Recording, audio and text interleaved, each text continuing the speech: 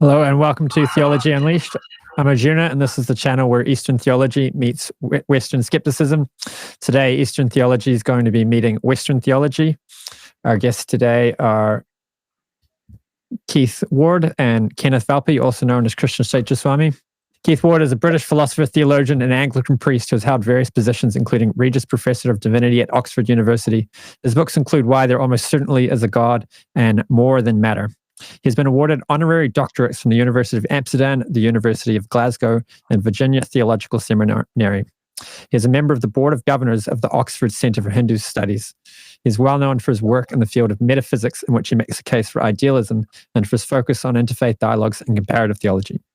Dr. Kenneth Valpy is a research fellow at Oxford Centre for Hindu Studies, a fellow at the Oxford Centre for Animal Ethics, and Dean of Studies at Bhaktivedanta College in Belgium. As a practicing monk in the Caitanya Vaishnava tradition of Krishna Bhakti, he has been engaged since 1972 in the study and teaching of Indic cultural and religious ideas and practices, with an emphasis on comparative, integrative understanding of Dharmic traditions and a concern to relate these with contemporary cultures. After completing his doctorate of philosophy at the University of Oxford with a study of Vaishnava temple liturgical practices and theology, he has been participating in an extended study of classical Sanskrit text, the Bhagavad Purana. His most recent works include an extended study of the classical Sanskrit text, the Bhagavad Purana, and a monograph of cow care in Hindu and animal ethics. So, Keith and Kenneth, welcome to the show. Thanks for coming on. Okay, my pleasure. It's an honor. We know each other quite well, Kenneth. Really. We do, and yeah, great. I want to say, if it weren't for you, I wouldn't have been able to come to Oxford. Right. You opened the door for me personally, and you also opened the door for the Oxford Centre for Hindu Studies. So yeah, I was delighted to do that. One of the ironies is that in Oxford I taught a course on religion, the study of religion, and I found that my Vaishnava students often knew more about Christianity than my Christian students, so that was very interesting. Right. So, yeah, I just wanted to host a comparative religion discussion on hermeneutics, and I just asked Ryan Mullins, who would be a good academic for this? And one of the two names recommended was Keith Ward. I looked him up, and invited the two guests on, and it turns out they know each other because Kenneth Valpy was one of Keith Ward's students at Oxford University. So that's an interesting coincidence. So our advertised topic today is hermeneutics, which often bleeds over into epistemology. So I've noticed from reading Keith Ward's book on science that he was making some points that the qualification of the person having a religious experience matters. I assume that also applies for reading the Bible too. Would you like to comment on that, Keith? Yeah, I mean, I presume the word hermeneutics means how you interpret the words of a holy text. Isn't that right? Is that how you'd understand it? How do you interpret the words? Yeah, that's generally how it's used. Yeah. Do you take them literally or metaphorically or in some other symbolic way? And I think a difficulty for Christians in particular is that a lot of Christians tend to take words in the Bible literally and as if they're true historically. And some even say that the Bible was written by God, which I regard as an entirely misleading statement, because it was written over hundreds of years by lots of different people, which is not to say it wasn't inspired by God. But here's perhaps the first major point for a Christian, that although lots of Christians think you should just interpret these words as if God had spoken them directly to you, in fact, the Bible, of course, is written in Hebrew and Greek, and the words of Jesus were in Aramaic, which is hardly recorded at all in the Bible. So the link between the divine God and the words on the page written by many different people in Hebrew and Greek, which most people don't read anyway. The question of interpretation is very difficult, because how do we know what Greek words from 2,000 years ago meant to the people who wrote them or read them then? Do they mean the same as they do now? And I think the answer is clearly no. So that's perhaps enough on that. There's just a huge difficulty of knowing how to interpret texts which are translated from languages which we don't really have a very clear grasp of. Well, Do you want to comment on that, Kenneth? Well, okay. Yeah, the challenges of hermeneutics involve certainly the question of just translation of texts. I was fortunate, I would say, to have a wonderful experience doing some translation of excerpts from the Bhagavata Purana. I worked together with my colleague Ravi Gupta, and I think you, Keith, will remember Ravi as well, since we were both in your same course at the same time. And the challenges involved are very much as you say. What do these words mean in this context? Composed possibly, and even the question of when it is composed is there. The tradition claims 5,000 years ago. Modern Indology is doubtful of that, and so on. Having said that, there is a sense within the Vaishnava tradition that we can be clear of meanings through what is called Guru Parampara, through the system of the channel, so to say, of transmission. And it's interesting to see that within that tradition, the Parampara system, there will be different perspectives. So it can happen that one interpreter will have a different interpretation than another. And what can also happen, and this makes it, I would say, kind of especially fun, the translation process especially from Sanskrit. Take, for example, the very first verse of the Bhagavata Purana, the Srimad Bhagavatam. One of the highly respected commentators from the 18th century, Vishwanath Chakravarti, composed no less than 5 different translations of the same text. He took the same words and he said, well, you can take it as, this word, Janmadyasya yataha, the beginning of the verse. You can take it as meaning the creation of the world, but you can also take it as meaning the beginning of the process of aesthetic relish, what is called rasa. And like that. So he plays with, he openly says, you can take it this way, you can also take it this way, and why not a third and a fourth and a fifth way as well? And he doesn't have a problem with that. And so there can be different interpretations accommodated. Yeah, I think you can see a very similar thing in the first words of the Bible, which are, in the beginning, God created the heaven and the earth. So in the beginning. And in the beginning could mean in the beginning of everything. I mean, there was nothing before that. Or it could mean in the beginning of this universe, though there have been other universes than this. And so the text itself doesn't tell you what it means, the beginning of what.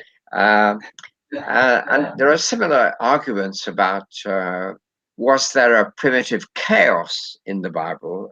The Spirit of God moved on the face of the waters, the tohu vabohu, the great deep in Hebrew. And does that mean there was a great deep before God shaped it into the world?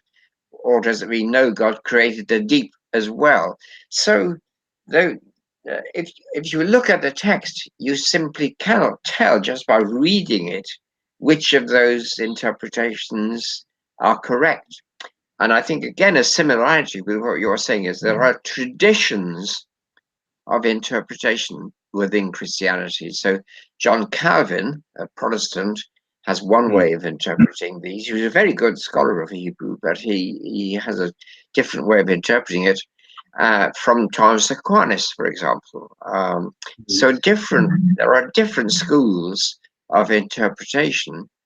And you have to say, one problem that Christians have is they don't always know that. They think there's the one they've been taught when they were young. That's the only interpretation there is. And yeah, so yeah, that's what, they never get beyond Sunday school. That's a big problem. Yes, go ahead. No, I was just saying, I think somehow the way that revealed texts come to us leaves open the possibility of variety of interpretation. And I think that's very important to say.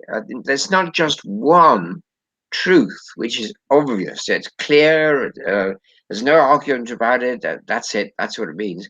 But somehow our traditions, I think both in Sanskrit, certainly in Hebrew and in Greek, leave open the possibility of quite different interpretations, though we could all accept the text. Right. Can we also say that Oh, your sound's a little funny. There's some echo there, isn't it? Yeah. Is that in my case or it's better now. It might just be an internet thing. It's all right now. Go. I can hear it. Can we also say that the entire, I think it is said in the tradition that the New Testament is in itself an interpretation of what Christians came to call the Old Testament? Yeah, it certainly involves that. I mean, the most obvious example is that it is virtually certain, as certain as anything in the New Testament, that Jesus talked about the kingdom of God, which in Greek is basileia theou, which you could translate as the rule of God. Anyway, the fact is that nowhere in the New Testament does it tell you what the kingdom of God is. So you have to read the Old Testament to find out how that concept might have originated. And, so again, it's not, when you get people, evangelists on American television saying this is what the text means, and they're always wrong. I mean, they're always wrong. Because the text doesn't just mean that. You have to look at the individual words in the light of a whole history of interpretation and of reading, which is very complicated and manifold. And I think this is great because I would want to read, well, I can't read Sanskrit, Kenneth, I'm sorry to say. I've had a look and it's very difficult. Greek's enough for me, and Hebrew, I draw a line after that. I just haven't got time. Well, I can't read Greek or Hebrew, so there you go.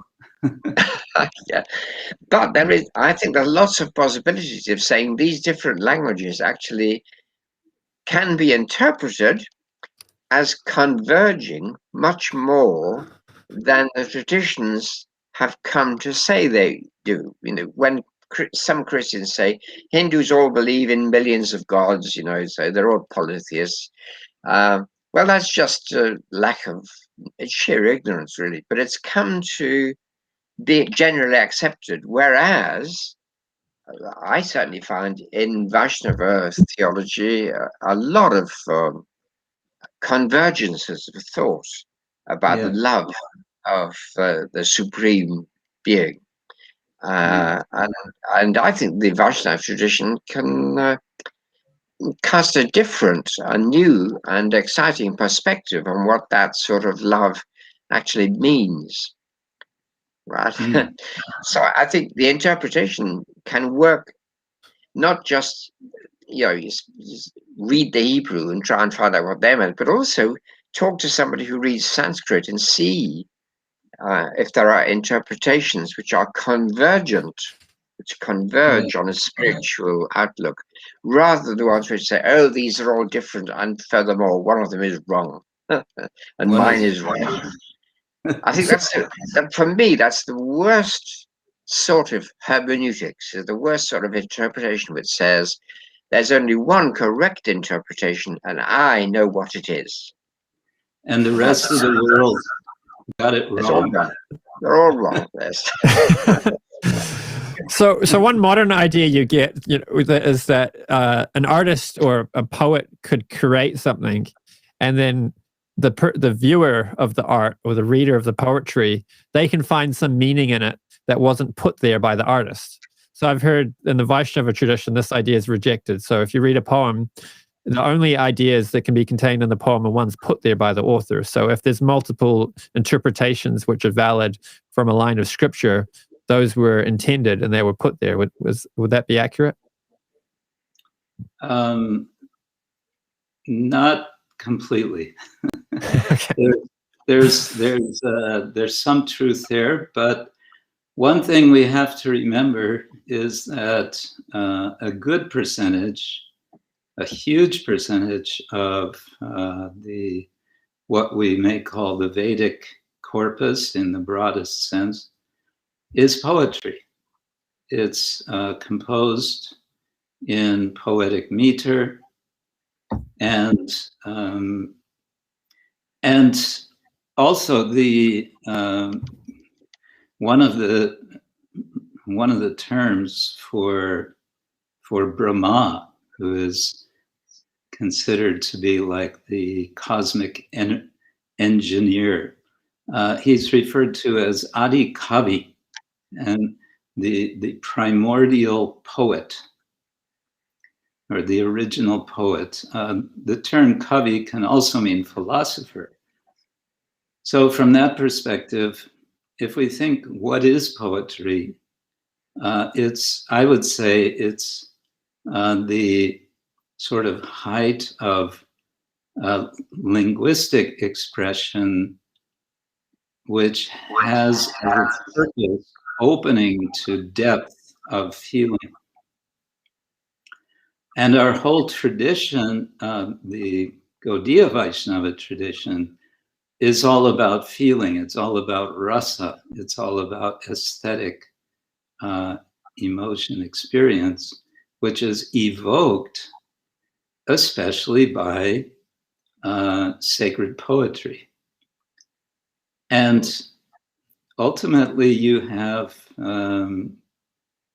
philosophically or theologically speaking, there are infinite souls or jivas, and each one is called upon. We talked about this, Arjuna, last time, this little formula that Narottam Das gives us: sadhu, shastra, guru vakya, hridaye, koriya, aikya. He says, I pray that all of the words of the sages, sadhu, the shastra, meaning the sacred texts, and the guru, my personal teacher, or guide or mentor, hridaye, koriya, aikya, that they become a singularity, an aikya, in my heart, that I have a clear vision within my heart. It's not saying, let everyone, or may everyone have the same vision. It says, may I have a clear vision from them. Yep, I agree entirely with that. I think the Hebrew is also in the Bible very poetic. It uses words which don't have a clear meaning, like the word eternity, for example. I mean, some very crude philosopher might say, oh, the word eternity means timeless, and that means it doesn't change, there's no time at all. But actually, the word eternity has a much greater, it's like the word spirituality. If you say, what exactly does that mean? Well, it doesn't exactly mean anything, but it evokes all sorts of feelings, and certainly thought there is more to life than just material interests. It certainly means that. But the essence of poetic language is that it is not just having one meaning. It involves the reader or the hearer in a personal adventure of understanding. I agree entirely. It's how it changes the heart. But it's not like saying, how did the dinosaurs get into the ark, or didn't they? Or how must a door have been? And you give a scientific explanation. What speed was Jesus going when he ascended into heaven? And you say, something's gone wrong. So the poetry is quite different. And you say, well, essentially, it's Jesus sitting at the right hand of God. You think, well, did God have a left hand as well? And who was there? It's gone wrong somehow, because you're saying something like Jesus had divine authority in his context. So the other thing I just thought about what you said, Arjuna, about what the writer intends.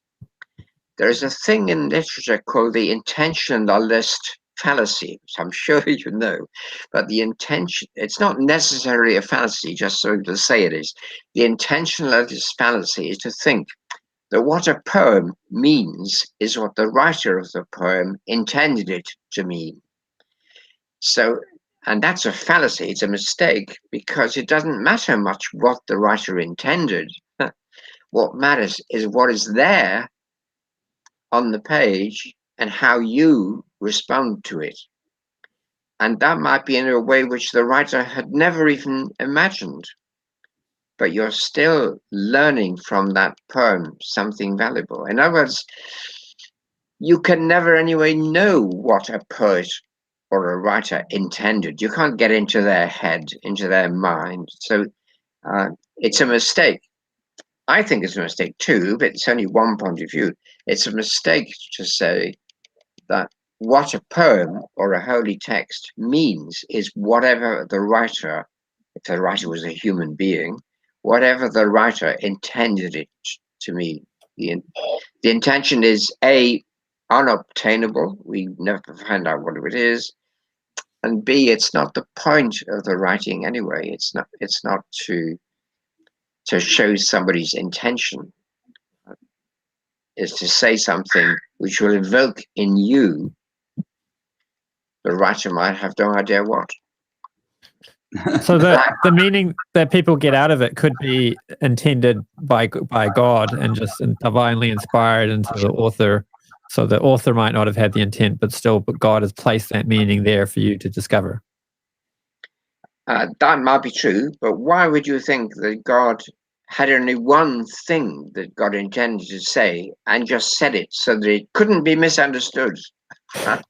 Oh, no. So if there's 20 meanings that are valid meanings, God could put 20 meanings in one line of text because he's far more clever than we can, and he can, achieve things like that.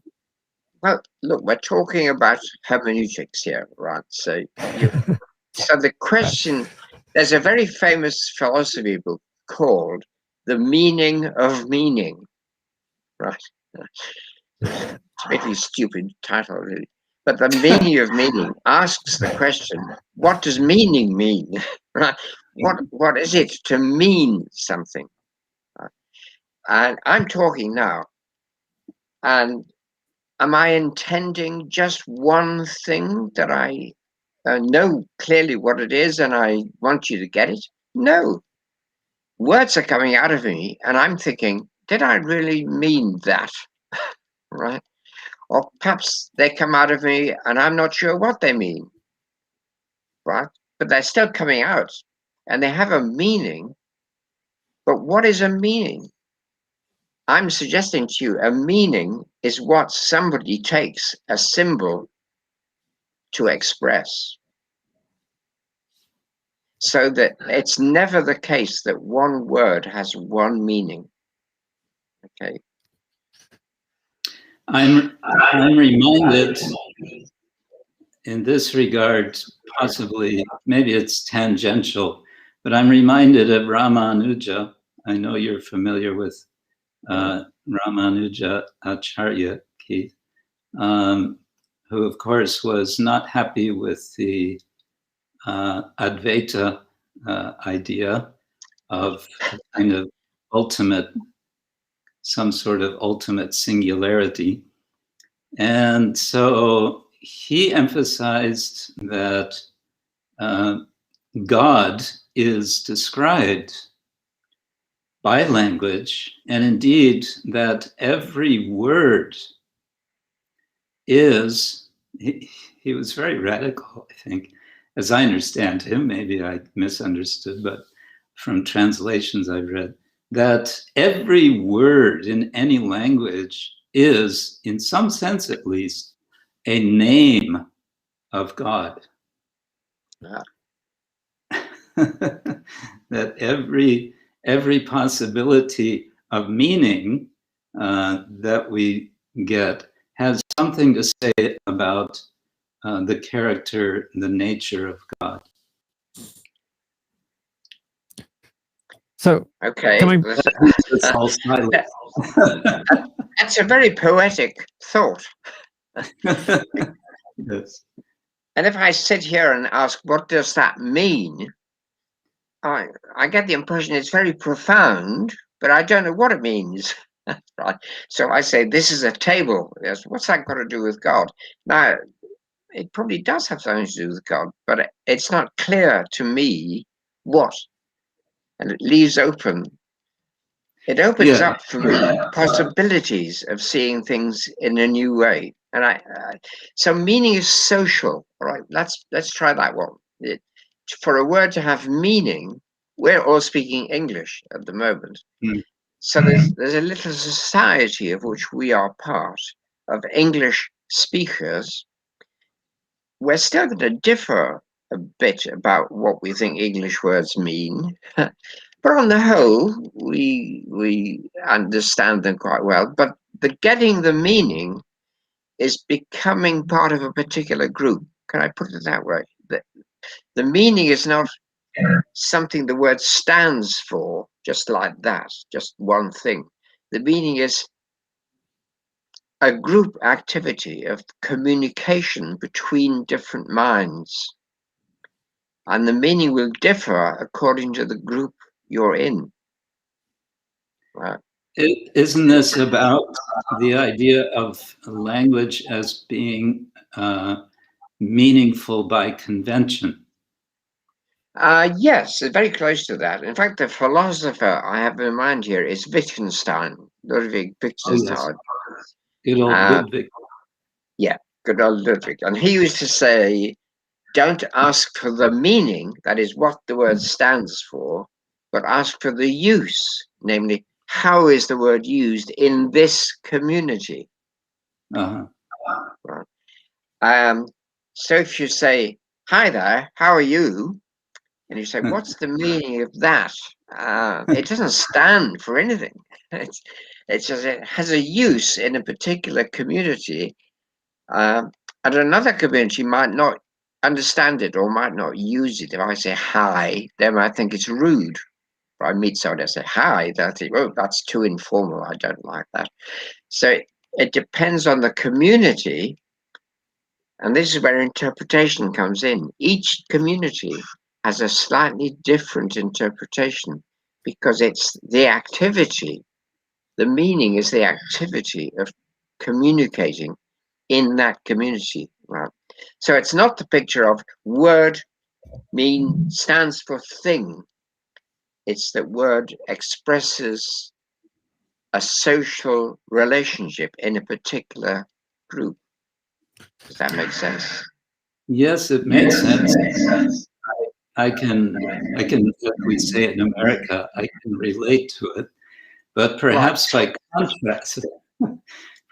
contrast, it's interesting to look at, since you just mentioned language communities, there was in early centuries of the Common Era in India a language community which developed a philosophy about language. Actually, there were two. There were the so-called grammarians, and there were the Mimamsakas. And as I understand, both of them considered Sanskrit language in a very different way from what you are speaking. They considered Sanskrit as a kind of absolute language where indeed words have a kind of absolute meaning, which is not for us to, to dally with, or what do I want to say? It is what it is. But the irony, I think, with the Mimamsas in particular is that this is also regarded as the school of interpretation, where their whole aim in life was to try to determine what the message was of the Veda, the Rig Veda in particular, or other Vedic texts. Yeah. So that's a very different understanding of language. And then maybe somewhere in between, in the aesthetic tradition, the Sanskrit aesthetic tradition, as I understand, there's sort of three ways of understanding a statement. There's the denotative meaning, there's the connotative meaning, and there's the suggestive meaning. And the classical example of this is Gangayam Goshaha, which means literally the village on the Ganges River. And one hears this and thinks, village on a river? That doesn't make sense. Okay, so it must mean a village on the bank of the Ganga. So that becomes the connotative meaning. But then the idea is to go to the poetic understanding, the dvani, the suggested meaning, and that's where poetry especially is prominent. And here the idea is, okay, village on the Ganga, on the Ganges River, that means that it's a very, there are cool breezes, and so the place is very pleasant. So without using the word breeze, without using the word cool, none of the words which are giving the idea are nonetheless implied in the expression. So I'm just trying to say there seems like there's a whole spectrum of understandings of where meaning may lie. Yes, there is. I agree with that. That's very helpful. And there's also the point that if we're going to talk about the supreme being, maybe language is never going to give a direct reference to something that is true as we understand it. So that whatever you say about the Supreme Being is never going to be exactly formulatable. We can only let me try to pick an example. Sorry? We can only approximate. We can only approximate. Yes, that's right. And we can never, if you say God knows everything, for example, we could never imagine what that would be like for God to know everything. I mean, does God know the things that we're thinking now? Because how could any being know what's in my mind? Well, I'm not saying it's impossible, but I can never get a clear idea of what it would be like for that to be true. So I can say it's true, but I can't say I know exactly what it's like to be true. And I think a lot of religious language is like that. It can't. One Christian theologian, Baron von Hugel, said actually, if you say something about God and you think you really understand it, then it's not God you're talking about. You said something that reminded me of the title of a quite famous article amongst anthropologists, and all I remember is the title of the article. I don't remember the name of the author, but the article was titled, "What is it like to be a bat?" Oh, yes. Yeah. So what is it like to be God? Well, what is it like to be a bat? Yeah, indeed. What you just said about God, Keith, sounds like also a description of quantum physics. Because what Richard Feynman, who if anybody could understand quantum physics, it's him. He famously said that anyone who thinks they understand quantum physics doesn't understand it. Yeah, that's right. And if that's true of physics, it's even more true about God, presumably the creator of all physics. So that immediately leads you to say, well, however you interpret holy texts, in the end, they're going to be beyond your understanding. And that seems to entail that any particular person's understanding of a holy text is only partial. It's never completely adequate. And if you accept that, that's quite important, really. It stops anybody saying, this is absolutely true, and what you say is absolutely false. That I think is the great heresy of religious believers, and indeed of everybody, to say, well, this is the truth, and about ultimate reality, and everybody else is wrong because I know what it is. And I think you can never say that. Can we say that? Oops, some echoes there.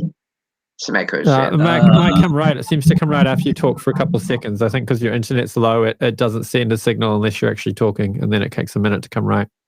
Okay. Yeah, no, I was just thinking, it seems like, Keith, what you're calling for is, what do they call it? Epistemic humility?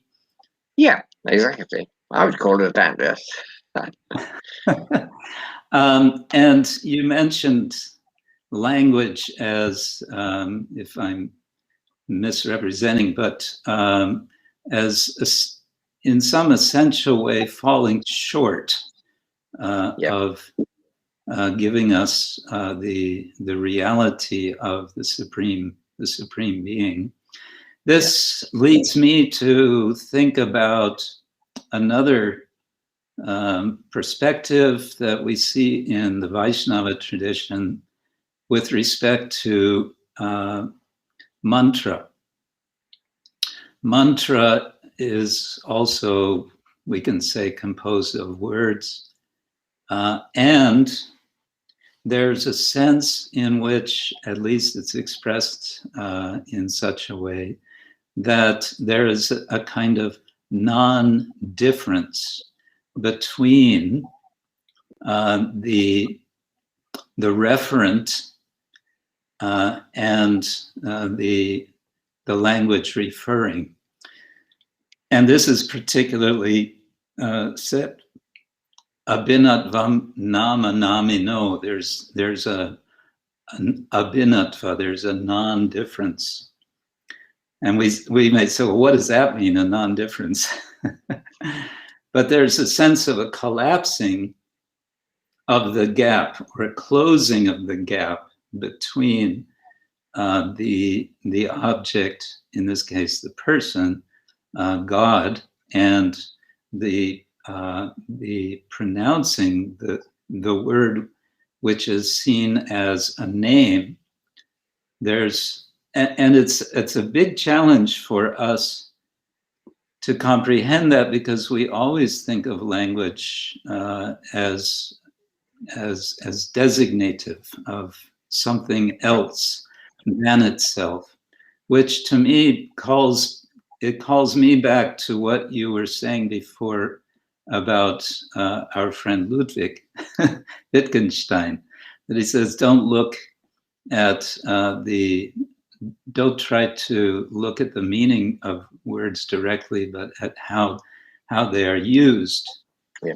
So in the Vaishnava tradition with mantra, the emphasis is on use of the mantra, meaning repetition of the mantra, hearing the sound. And of course, in Orthodox Christian traditions, there is especially emphasized the repetition of God's names, the Jesus prayer, I believe. Yes. Seems to be a common point of, as you said, convergence there. Yeah, I think that's true. And so what does that say about this particular use of language? It says something about the use of language here is not to stand for something else, but to evoke in the speaker, the person who's using those words, a particular state of unity with the ultimate reality, which you don't go on to describe any further, because yes, it's evoking. I still remember a comment you made in our class. You won't remember probably because you've had so many students. Yes. You had our small group over to your residence at Christ Church College, and I think it was a Sunday, and suddenly you said, "Oh, excuse me, I just realized I have to conduct the service in the cathedral. You're all welcome to come." And so we came and we attended the service, and it was very wonderful.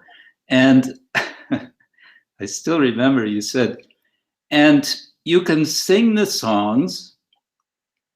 You don't have to believe them. When it comes to singing, you don't have to believe it. That's right.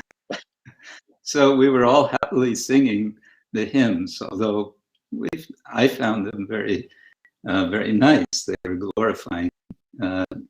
So that I'm mentioning this because, of course, song is also invoking.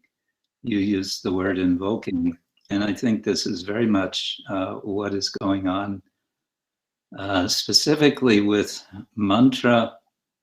And I'm thinking specifically of the mantra for which the Hare Krishnas are so well known, the Hare Krishna mantra, because the Sanskrit, grammatically, the form of that mantra is the vocative case, which means you are calling to someone directly, which means you are invoking the person. So that idea is there.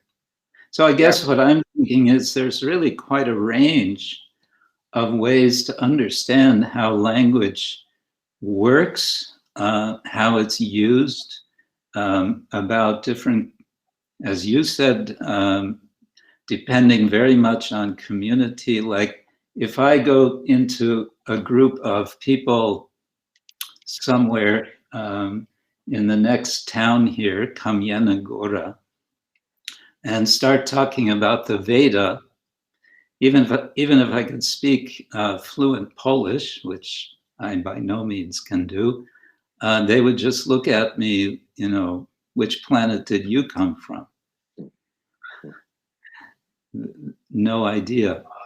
But there is a sense also that that language is somehow special. In fact, Sanskrit is, the word Sanskrit is sometimes translated as Sanskrita, as purified or refined. It's a language which has a particular potency. Yeah, I don't know where I'm going with this, but just some. So my understanding of the idea that language falls short is that, you know, like the Sanskrit language doesn't fall short, but English may. But Sanskrit language falls short to people who don't have the relevant concepts. It means nothing to, you know, like, for example, if you want to tell somebody what it's like to eat a mango and they've never eaten a mango before, you just can't possibly describe it. But for people who have experienced love of God, then the Sanskrit language can perfectly describe what they've experienced because they have the concept that the words can evoke in their mind.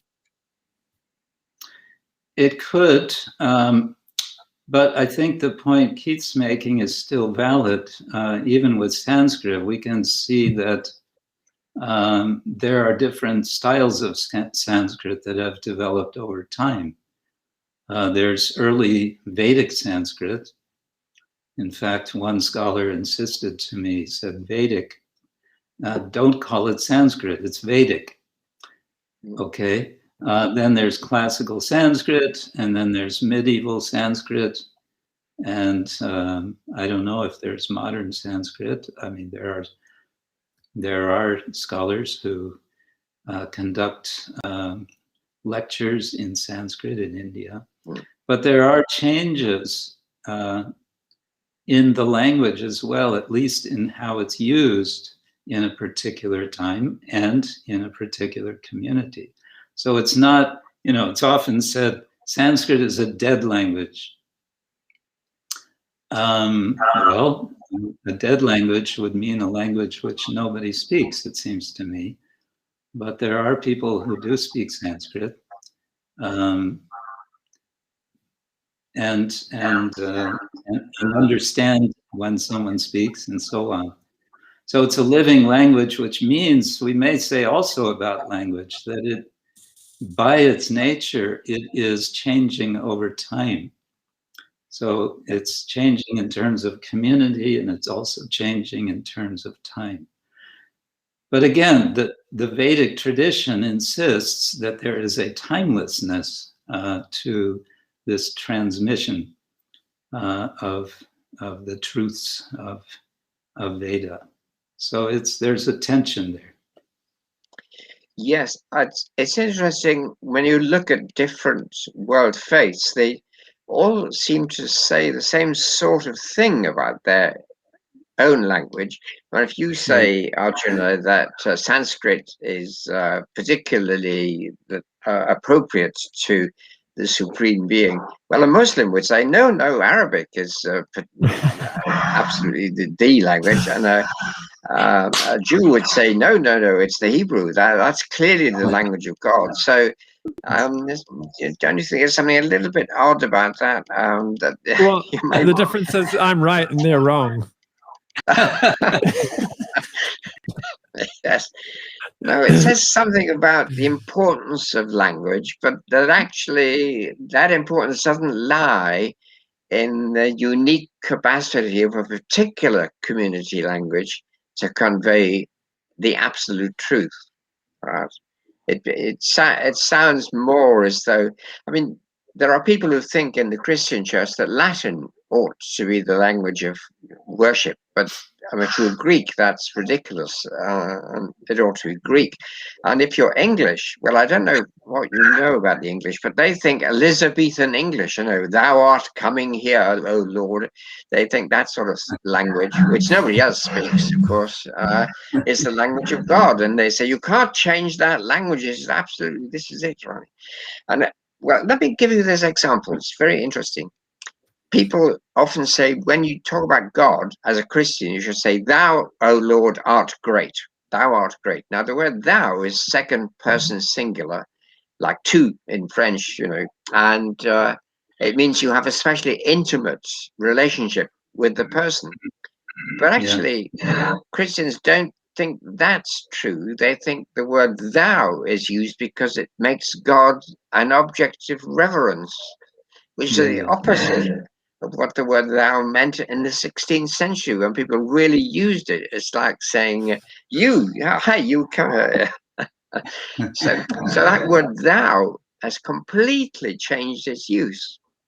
It used to mean, I know you well, I've got an intimate relationship, but now it means, this is reserved for God. Thou, O Lord, art great. But you don't say, art thou coming to the cinema with me tonight? So there's something odd about saying this language intrinsically carries the truth. I just think that's a bit odd. There are too many different people who think that. Well, I mean, there's many people who think that their scientific hypothesis is correct. It doesn't mean that none of them are correct. It's true, but it means that most of them are wrong. Yeah, for sure, yeah.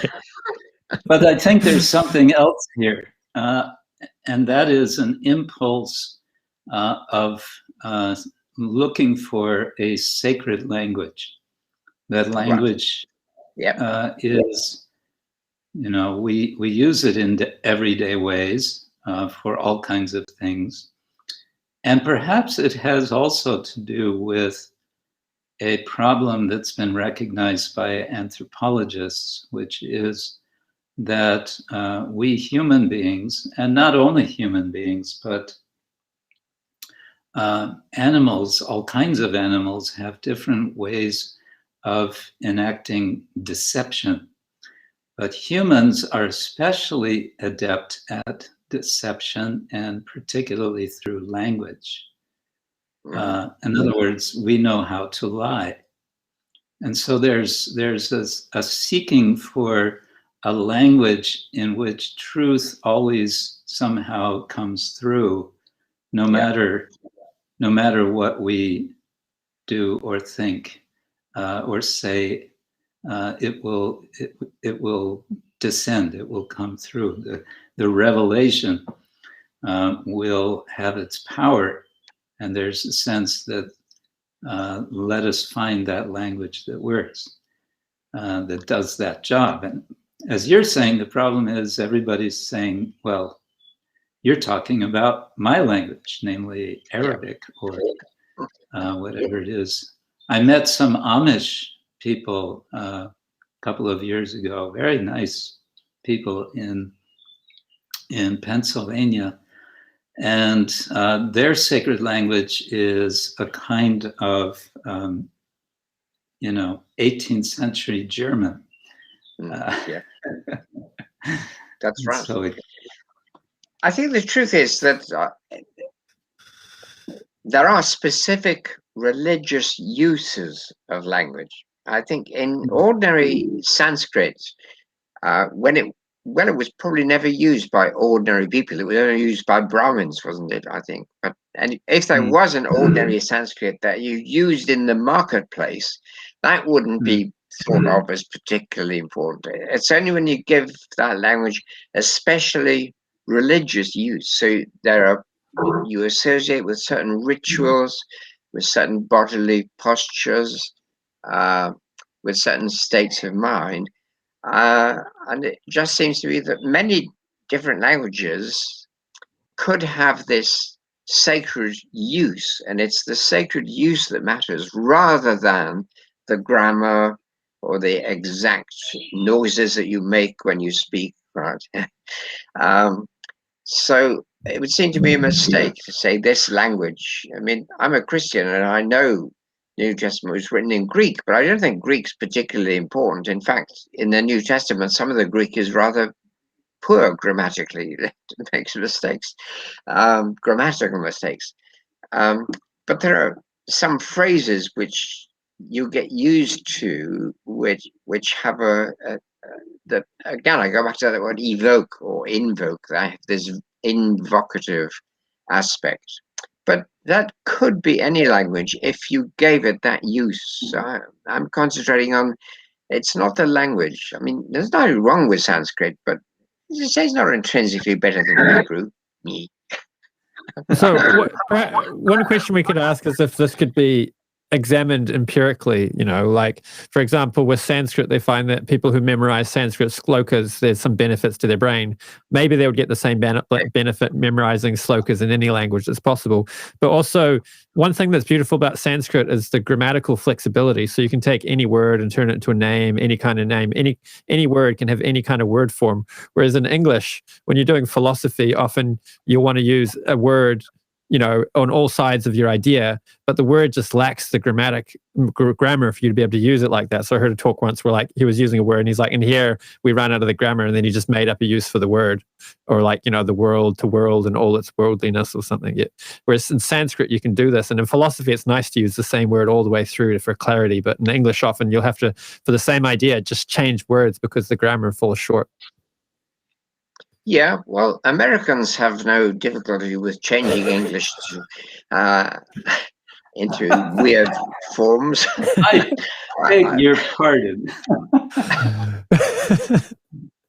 I think there's a lot more convention about this. I mean, I'm sticking to the view that language is a matter of social convention, that there are particular religious conventions in many different languages, and I don't want to turn language into magic. I don't want to turn invoking language into a language of power, where you're saying the words like in a magic spell will cause something to happen. I think that's a superstitious view, and we should move beyond that, really. Right. I'm not against Sanskrit. I don't speak it at all, but I would have thought, I mean, I read people like Ramanuja in English translation, obviously. Now, am I losing something? Well, yes, I'm losing something. It means I'm probably never able to really discover how that writer meant when he wrote those words. He was in such a different culture. But I can still have my own relationship to God transformed by those words. Right. Yeah. Even though they're translations. Yeah. And Ramanuja in Sanskrit, that is very dense and very difficult Sanskrit, I have to say. But it reminds me, this point about conventional or super or magical. I'm reminded that many years ago in our society, my own preceptor, teacher, guru, Swami Prabhupada, was instructing one of his students, one of my colleagues, in some of the ritual practices that are done in the temple, which traditionally involved pronunciation of various Sanskrit mantras, prayers, and so on. And Swami Prabhupada said to him, "Don't worry about the Sanskrit. You can do it all in English if you like." Right. So he was that point is agreeing with your point that the language in itself, as such, need not be the only channel by which truth is acquired. I guess that's the point you're making. Yeah. I think that's right. But language, on the other side, without language, where are we? Isn't it? Yeah, I agree. I mean, I think there's such a thing as the language of music. We've talked about poetry, but music is quite And you important are too. Music can evoke lots of states of mind, lots of sorts of feelings. It can even, many people think, tell you truths about the world, but they can't be put into words. I resonate with that. I think there's something in that because it's the activity associated with language which gives the meaning to the language. And if you don't participate in the activities, the language will never mean the same to you as it does to a participant. I think that's the important point, which I think has come out of our discussion actually, that there are communities which have special uses of language, which can't be understood fully by people who don't participate in the activities, because how to say why? Speaking of, I don't want to jump over your point about music, but the latter point that you just made about not understanding other communities, I think this is something which is a major challenge in today's world. And I, for one, have been especially appreciative of your own efforts in your many books. I read, I can't say how much of the 4 volumes you did on religion. You did religion and revelation, religion and community, religion and experience. I can't remember really. Anyway, you were trying to, communicate across these boundaries. Yeah. And the other scholar I was so fortunate to benefit from, who became really my main supervisor for the doctoral work, was Frank Clooney. Oh, yeah. And I'm sure you had exchanges with him as well. That he is in quite fascinating ways bringing traditions together through what he calls comparative theology. Yeah. And his exposing me to comparative theology led me more recently to read a book by, I think her name is Michelle Voss Roberts, called Divine Tastes, in which she takes, she's making comparative exploration across Christian and Vaishnava traditions through the lens, not of language, not of sound, of music, so much as of taste, but not physical taste, but aesthetic taste. Wow. And in the Vaishnava tradition, the Gaudiya Vaishnava tradition, we are especially reverential to Srila Rupa Goswami of the 16th century as a kind of major, he's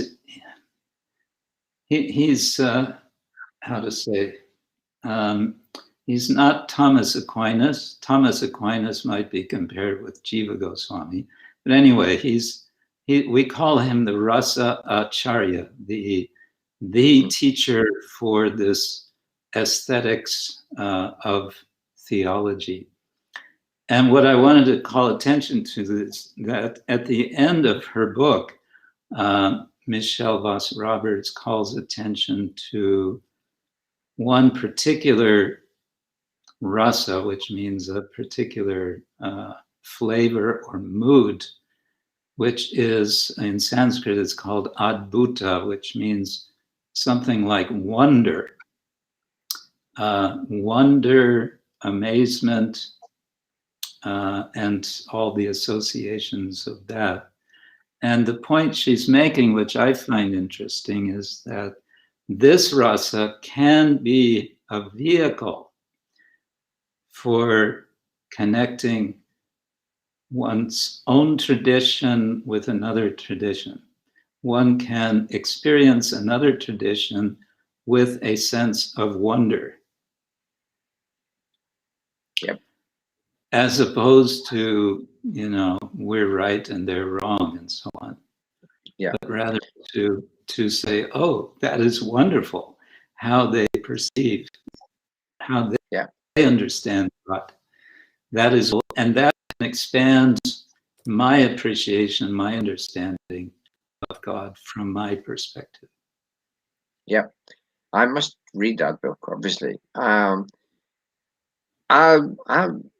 have to go now. I'm sorry to say that. we didn't discuss the time. Can I say, Kenneth, it's been marvelous to talk with you again. And I think we've covered some interesting ground that has certainly increased my appreciation of how you see things and what you have to say. So thank you very much. Well, cool, yeah. I do thank Keith, and I have to apologize also that I'm hardly in Oxford since a few years now, since Right. Well, since we lost our house on Divinity Road. Yes. But I do look forward to my next visit to Oxford, and I do hope I'll be able to see you then when I come. Yes. I assume you're still living outside Oxford. I am, yes. But I've still got a Christchurch email address. If you appear in Oxford, I will be delighted to come and see you wherever you are. Thank you. And we can communicate in language, the meaning of which will remain obscure to everyone else. Yes. So, cool. I just wanted to make a few final comments. I've been letting you go, but you guys speak. But with regards to your point about language, I think there's something to it. For example, we don't find medical professionals who don't speak English struggling to carry out their medical duties just because they use a different language. However, they may adopt terminology, but that's just terms. You can add them to any language. We can borrow terms from Sanskrit or from Greek or so on. And English itself is a hodgepodge language. So I think there's something to that. And I mean, the Vedic idea does say that there's some spiritual vibration contained in the Sanskrit language, but Prabhupada did teach, better to sing bhajans in English, so at least you could understand it. And whenever you sang a bhajan, he said you need to read the English translation, because what's more important is getting the semantic content rather than the spiritual vibration. It's not like pixie dust that you just sprinkle on yourself by chanting the mantras. It's about having the correct understanding. So I like that point with regards to language. Yep. Cool. Any final comments? No, I think the whole subject of language and its uses in religion is a fascinating one, which still needs to be explored a lot. We've only touched the fringes of it, but I think there are especially sacred uses of language. And the job of a philosophically minded person is to ask exactly what that use is and what it conveys about the truth. Yes. And I think in the end, different faiths which use different forms of language need to learn from each other to extend their understanding of the universe and of the divine. What I personally find I get from studying other faiths is that when you're stuck within your own faith, you can actually forget the essence and be stuck on the externals. But then when you peer into another faith and you start to see the we use the word bhakti, the love of God, the devotion contained by these members of another faith with completely different externals, then you're reminded of the essence. Yeah. Yes. Yep. Yes. The right. Tower of Babel. The Tower of Babel, sort of tells the story of how all of this became such a problem. And it's interesting to imagine maybe this is utopian imagination, a world in which we could very easily cross the boundaries that are seemingly so insurmountable, cross the boundaries of language by some deeper communication. Yep, I'll mention that. All right, we can wrap it up there. Thanks for coming on. I can't wait to have you on again. I'd quite like to interview Keith Ward one-on-one on epistemology or conceptions of God or something like that. So we'll see if we can organize that. We could do many topics. It's limitless. Great talk. Yeah, thank cool. you. So thanks for tuning in. If you like this, you can hit the like button and subscribe. If you want to see more of this content, and in the stream there, I don't have an outro video because I'm doing it a slightly different way than usual. So it ends here. Hare Krishna.